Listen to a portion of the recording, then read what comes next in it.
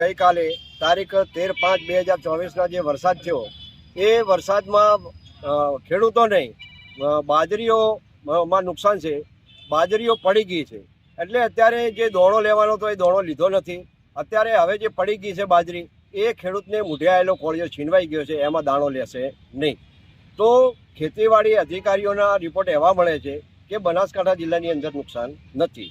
તો મને જાણવા મળ્યું છે કે વડગામ તાલુકાનો હોતાપુરા અને કોઝારિયાના મોતીપુરા અને કોઝારિયામાં નુકસાન છે એવું હું ખેડૂત તરીકે મને જાણવા મળ્યું છે.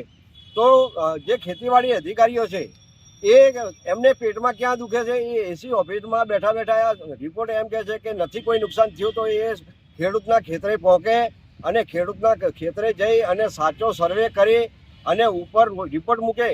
કેમ કે અગાઉ પણ વરસાદ થયેલો હતો અને ખેડૂતોને નુકસાન હતું, તો ઉપર રિપોર્ટ આ લોકોએ કે કોઈ નુકસાન નથી.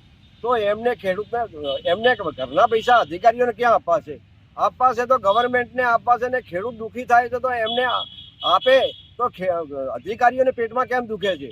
તો તમે એસી ઓફિસમાંથી બહાર નીકળો અને સાચો સર્વે કરી અને ઉપર રિપોર્ટ મૂકો.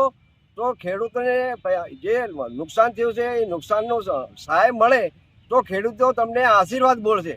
નહીંતર ઉપર કુદરતના ઘરે ન્યાય છે. તમારે એમ જમાં કે બેઠા બેઠા તમે સર્વે કરી અને એમ જમાં કે નુકસાન નથી ને એવો રિપોર્ટ મૂકો છો કે નુકસાન નથી, તો એ રિપોર્ટ તમે સાચો કરીને મૂકો.